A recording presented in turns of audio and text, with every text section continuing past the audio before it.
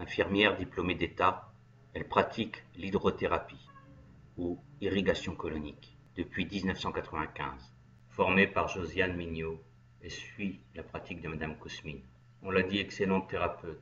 Ses patients disent d'elle qu'elle est respectueuse de son prochain et très à l'écoute. Très professionnelle, elle connaît son sujet sur le bout des doigts. Elle est là aujourd'hui pour nous en parler. Annie Chamard.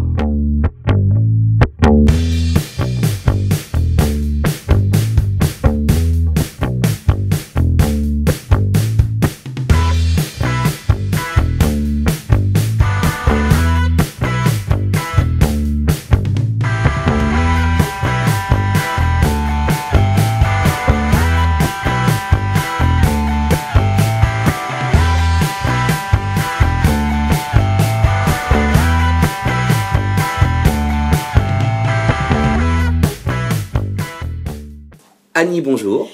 Bonjour Marc. Donc, nous allons commencer. Je t'ai préparé un petit sujet.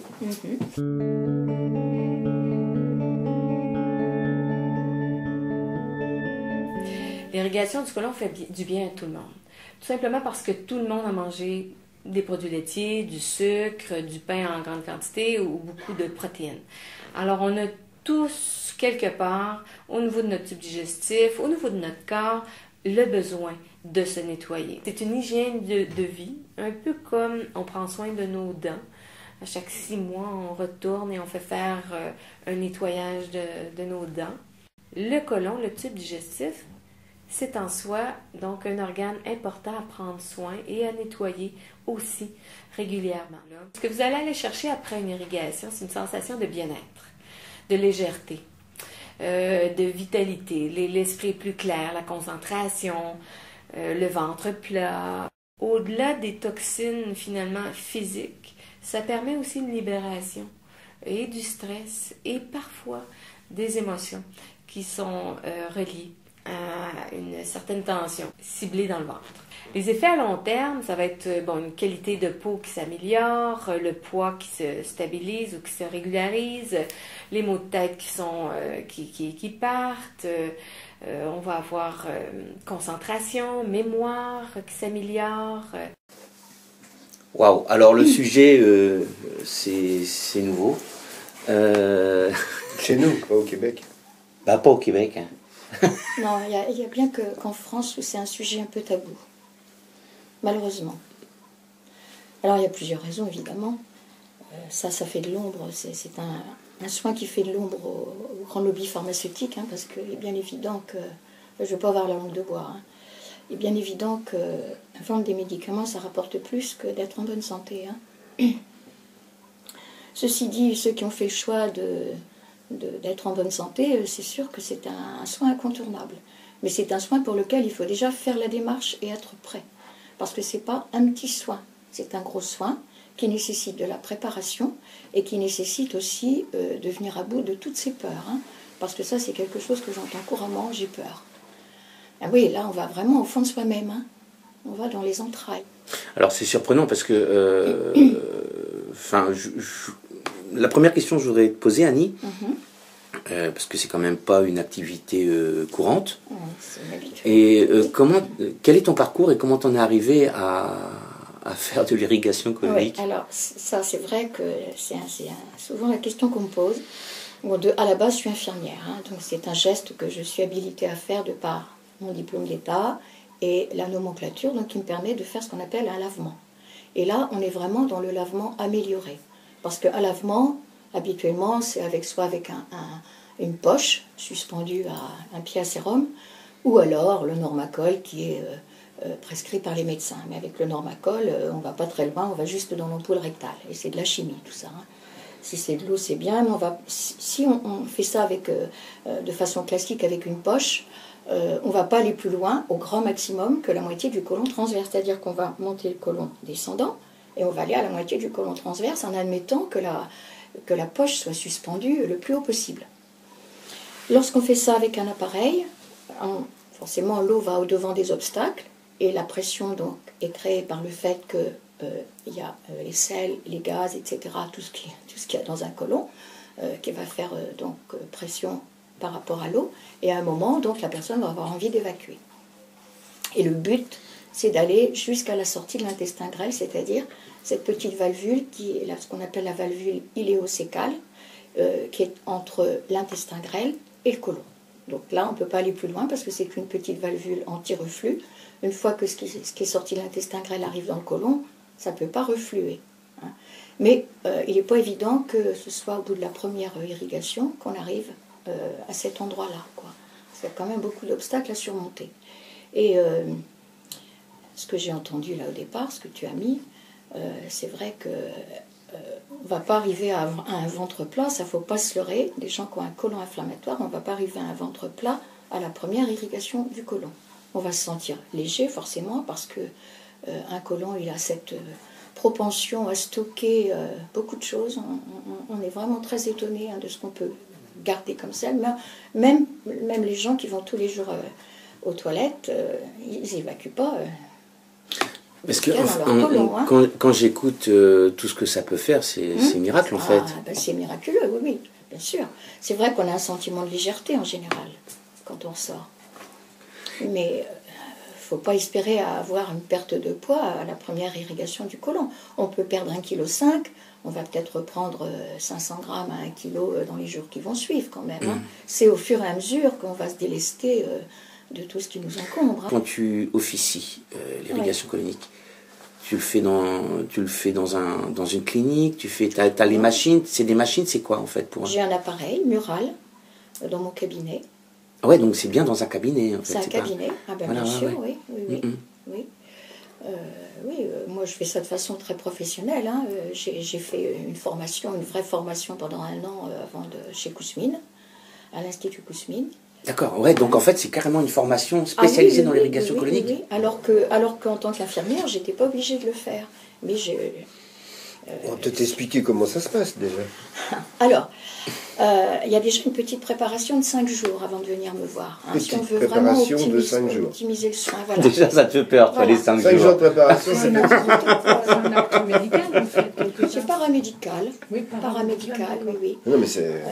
Oui. Ben, si on veut avoir un bon résultat, il faut la préparer sérieusement, cette irrigation. Hein. C'est-à-dire que moi, j'envoie un protocole. En premier lieu, je propose aux gens de prendre des graines de psyllium. Donc, ce sont des graines de plantain africain qu'on fait tremper dans l'eau la nuit. Donc, à la faveur de l'eau, elles vont gonfler, sécréter un mucilage. Et ces petites graines, avec le mucilage, vont aller s'agglutiner sur les selles. Et elles vont provoquer un premier décollement des selles. En fait, c'est un laxatif naturel, tout ce qu'il y a de plus naturel. Ça, c'est pas proposé par les médecins. En général, ils ne connaissent pas les médecins classiques. Hein. Mais c'est un laxatif, mais c'est pas un laxatif irritant du tout. Ah non, pas du tout, hein. Pas du tout. Il n'est pas irritant du tout. Parce que la majorité des laxatifs, oui, là, non, mais ils irritent. Là, c'est un laxatif végétal. D'accord. Hein, il pourrait être irritant quand même, mais c'est pas le cas. Non, c'est pas le cas du tout. Et puis, donc, pendant ces 5 jours, minimum, si les gens peuvent le faire plus, c'est encore mieux. Il faut se préparer aussi sur le plan de l'alimentation parce qu'il ne s'agit pas de venir faire une irrigation en étant en train de faire une grosse digestion. Hein. Ça va être vraiment très inconfortable, ça risque de provoquer des spasmes, etc. Donc, moi je propose des aliments, je propose aussi d'éviter de manger cru le soir. Hein. Je suis pas du tout contre le crudivorisme. Mais le soir, les aliments crus, c'est beaucoup plus difficile à digérer, surtout qu'à nuit, c'est fait quand même plutôt pour dormir que pour digérer. Hein. Je propose plutôt de la cuisson vapeur ou au wok, légèrement ramolli, quoi. Et puis, les céréales, je propose de les diminuer quand même un petit peu, d'éviter les pâtes, évidemment, les pommes de terre, manger plutôt du poisson plutôt que de la viande rouge. Hein, ça c'est pareil, la viande rouge, c'est pas l'idéal. Je suis pas contre la viande rouge, mais bon, c'est pas un aliment, je dirais, à prendre tous les jours, quoi. Voilà, en gros. Hein, donc quand les gens sont préparés, ils viennent me voir. Je fais un petit questionnaire de naturopathie pour savoir où ils en sont de leur alimentation et de leur santé. La raison pour laquelle je fais ça, c'est que donc c'est quand même un gros soin, c'est un coût aussi. Donc, lorsque je pose des questions et en fonction des réponses, moi je suggère donc de changer certaines choses, de prendre plutôt tel aliment à la place d'un autre. Ce ne sont que des suggestions, hein, ça n'a absolument aucun caractère autoritaire. Hein. Après, je fais, une fois que le questionnaire est terminé, puis je lève les contre-indications, évidemment. Hein. Et après, donc, je fais un bon massage du côlon, avec de l'huile d'arnica et du basilic exotique qui cible bien la sphère donc, intestinale. Par l'extérieur? Non. Non, mais c'est important. C'est quoi un massage du côlon? C'est un massage que je fais, donc, je vous fais voir. Hein. Oui. Voilà, c'est un massage que je fais comme ça, mais moi, c'est moi qui le fais, donc ça ne va pas être de la même façon, quoi, si vous voulez. Mais en gros, c'est dans le sens de la digestion, pour aider le côlon déjà à évacuer. Hein, pour continuer le décollement qui a été commencé par le psyllium, et puis ça détend la personne quand même, parce que c'est pas un petit soin, comme j'ai déjà dit. Et après, donc, moi j'explique à la personne ce que je vais lui faire, comment je vais mettre la canule, et puis tous les différents paramètres de mon appareil, c'est-à-dire la pression. Je ne vais pas au-delà de 0,06 bar. Le paramètre, c'est la pression moyenne d'un Karcher, c'est de 120 bars. Hein. Donc 0,06 bar. Personne ne s'était permis l'assimilation. Non, mais voilà. Je dis ça parce que dans les détracteurs, très souvent, nos détracteurs disent qu'on peut percer le côlon. Moi, j'ai jamais entendu parler de ça. C'est absolument impossible de percer un côlon. À moins qu'il soit pathologique au départ, peut-être. Oui, mais s'il est pathologique, je ne vais pas faire l'irrigation, ça c'est clair. Hein. Voilà, c'est ça, c'est les Voilà, c'est pour ça que je fais un questionnaire. Donc, température, je commence à 38 degrés. Parce que cet endroit-là, il est bien chaud. Hein. Nos tripes, entre guillemets, hein, sont bien au chaud. C'est elle qui provoque la chaleur du corps, presque. La chaleur du corps, c'est le foie. C'est le foie qui a la température la plus élevée. Il y a 40 degrés et demi dans le corps, quand il fonctionne bien. Et le côlon, c'est le reflet du foie, du fonctionnement du foie. Et puis, le débit, donc 400 cc minutes. C'est pas beaucoup, mais il faut admettre que le côlon, il est plein de villosité, plein d'interstices, et on ne va pas envoyer ça à un très fort débit, parce que sinon on va occulter les petits coins, je dirais, entre guillemets. Donc là, le but, c'est vraiment d'aller dans tous les petits coins, de décoller. On fait un travail de décollement au départ. Et qu'est-ce qu'on injecte exactement? De l'eau simplement? On injecte de l'eau? De l'eau. Moi, j'injecte que de l'eau qui est passée donc, dans un filtre, qui est passée en fait dans un appareil conformément à ce que préconise Rudolf Steiner, donc qui dynamise l'eau. Je ne sais pas si vous connaissez, mais c'est très Ça veut dire quoi, dynamiser de l'eau? Créer un vortex, hein, c'est oui, c'est physique. Oui, oui. D'accord. C'est une eau qui est hyper allégée. Une question, Annie, tu as dit là, moi je n'utilise que de l'eau, parce qu'il y a des personnes qui utilisent des produits qui mettent ce qu'ils appellent de l'eau de mer, mais en fait c'est de l'eau salée, de l'eau dans laquelle ils rajoutent du sel, parce que je l'ai fait une fois, moi, et ça m'a tellement, ça m'a causé ça m'a donné tellement d'inflammation que j'ai dit stop, quoi. J'en ai fait quand même pas mal chez diverses personnes, et j'ai vu que non, ça c'était... L'eau, ça suffit. Pour moi, l'eau suffit. Et donc voilà, j'explique tout ça à la personne. Et le soin dure à peu près... Alors, je vais mettre la personne déjà en PLS, en position latérale de sécurité, pour mettre la canule. Et puis, pendant à peu près 5 minutes, je la laisse comme ça sur le côté, parce que les gaz évacuent beaucoup mieux. Et après, je fais mettre la personne sur le dos. Et pendant l'irrigation, quand la personne évacue, je masse pour aider. Je ne masse pas lorsque l'eau arrive parce que ça contrarie complètement et puis ça perturbe la personne. Hein, mais je masse à l'évacuation. Donc on a des allées et venues d'eau. Alors moi je vous ai dit ma pression en bar, ma limite c'est 0,06 bar. Ceci dit, si la personne a envie d'évacuer avant qu'on arrive à 0,06 bar, elle est prioritaire. Voilà. Donc c'est un soin qui dure à peu près 35 minutes. C'est ce que supporte le côlon. Hein. Faut savoir que le côlon, il est autonome. Hein. Quand il n'a plus envie de recevoir de l'eau, c'est comme s'il avait des petites mains à l'intérieur, soit il les repousse, soit il garde l'eau. Et on ne peut plus en envoyer. C'est dingue. Ah oui, oui, oui. Et c'est quelque chose qui se ressent ou... Ah oui, non, c'est physique en fait. C'est quelque chose qui se ressent, moi je le ressens, la personne l'exprime des fois, hein, parce que le côlon il envoie des messages au cerveau, et le cerveau il va demander à la personne de l'exprimer verbalement. Hein, et quand j'entends « est-ce qu'on a bientôt fini ?» ça c'est habituel. Hein. Je sais que là, c'est le premier avertissement et après le colon va mettre ses défenses en marche. D'accord. Et il y a des âges pour pouvoir le faire ou pas? Alors moi je ne le fais pas avant 18 ans parce que c'est quand même un acte intrusif. Dans la bande son, la vidéo au début, qu'il y avait un rapport de l'irrigation colonique comme la visite chez le dentiste en fait. C'était ça pour avoir un soin. Mais c'est quoi? C'est une visite par an? C'est tous les 2 ans, tous les 3 ans? Lorsque les gens ont fait 2 à 3 hydros à la suite, à 7 à 15 jours d'intervalle, moi ce que je conseille, je ne suis pas la seule, hein, c'est 2 irrigations par an, une avant l'hibernation, une après l'hibernation, une à l'entrée de l'automne, une à l'entrée du printemps. D'accord. Voilà, pour nettoyer le corps. Et ça dure combien de temps? Il faut en faire qu'une, il faut en faire plusieurs? Il faut en faire une. Une fois qu'on a commencé à faire une série de 2 à 3, hein, après, par la suite, on en fait 2 par an. Voire plus si les gens sont constipés. Hein, si par exemple les gens restent constipés pendant plusieurs jours et qu'ils s'empoisonnent, c'est vraiment c'est ça, hein, c'est vraiment le corps s'empoisonne, ben, ils savent que je suis là, ils peuvent venir. Je leur dis de ne pas attendre le dernier carat, de ne pas attendre 3 semaines de constipation parce que là, après, c'est l'explosion. Mais une fois qu'on a complètement vidé son côlon, est-ce qu'on peut espérer que derrière, il y ait une forme de régulation qui s'installe? Alors, complètement vider le côlon, faudrait jeûner. Faudrait faire ça pendant un jeûne.